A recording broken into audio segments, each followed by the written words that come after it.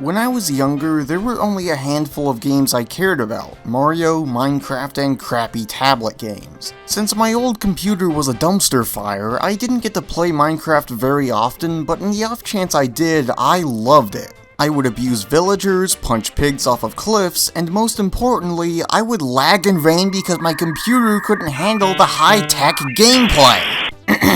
As I was saying, Minecraft was the one and only PC game I could play, but on one fateful day, the rotation of the Earth changed. My brother sold his account to my other brother, rendering me unable to play it. My heart was crushed. How would I recover?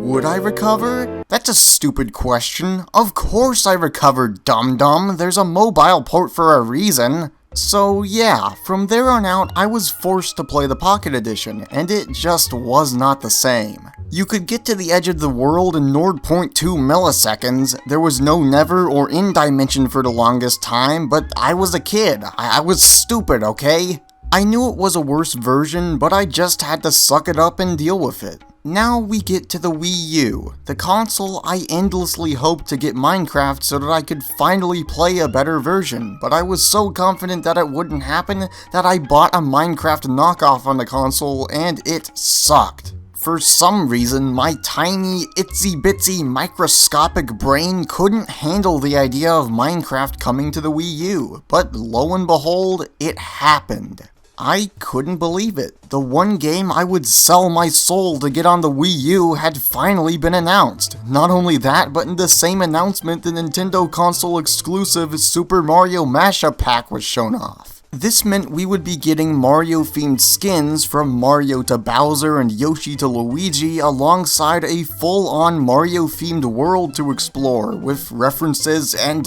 oh man, I could not take it. I wanted it right then and there, and I would even be willing to pay lots of money for it. But then it was announced to be free? Absolute insanity. Unbelievable. Impossible. How? And so the day finally came that I could play the game, and I loved every second of it. It was everything a Mario fan could ask for. And if you don't believe me, just listen to these eyewitness statements. Today I'm going to do Oh my goodness, guys, my stomach is rolling. Eating that onion. Oh my goodness. Okay, guys, this is episode 2. Right now, guys. Well, there goes the money I spent on that garbage heap of a radio.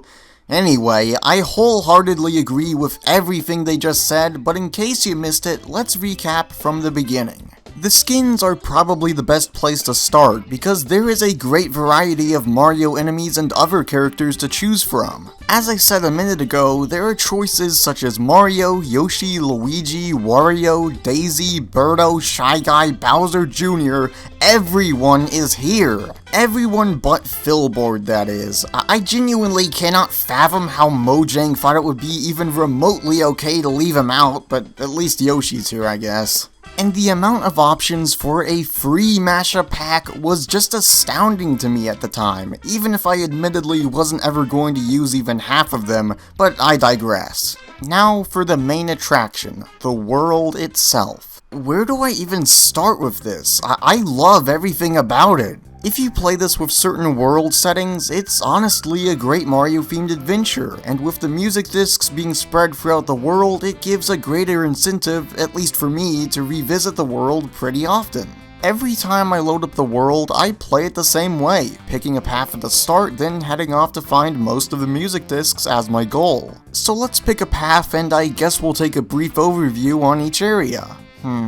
Well, there is leftmost path, which can lead to easily one of my favorite parts about the map, Bowser's airship. Or there's the northern path, which leads through to a fork in the road that can send you either to the Frosted Glacier or the desert. Then there's the path to the right, which leads you through a Super Mario 64 inspired world.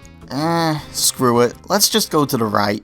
The first area down this path is a recreation of Bob-omb Battlefield, and probably the most fitting one to start with since the music for this map is entirely from Mario 64.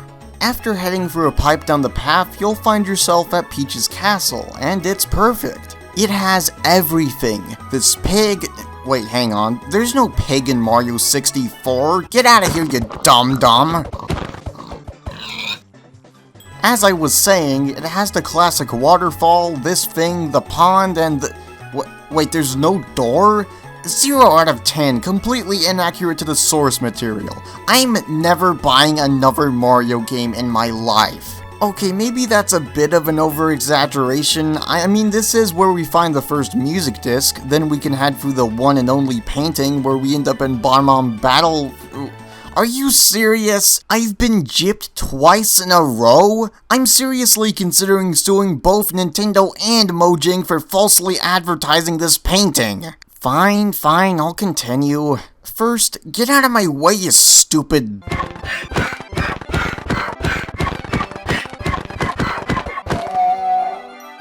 After heading through the warp pipe, we arrive in Delfino Plaza. Great place, love the food. Now we can head up to Corona Mountain, where the second music disc resides. And, crap, hang on, I gotta get the music disc. No! Let's never speak of that blunder again. The north path starts with a few little 3D land references, then we get to the fork in the road that I mentioned earlier. Continuing the head forward, we get to the Frosted Glacier area with a few neat little challenge houses. I know they aren't technically houses, but that's what I'm gonna call them anyway, because I don't care. Also unrelated, but Bedrock ruined this area and the airship entrance. Congratulations, Mojang, you've made me a mortal enemy. After heading through there, we get to a beach which leads to a village. A regular, boring village. Hang on a second.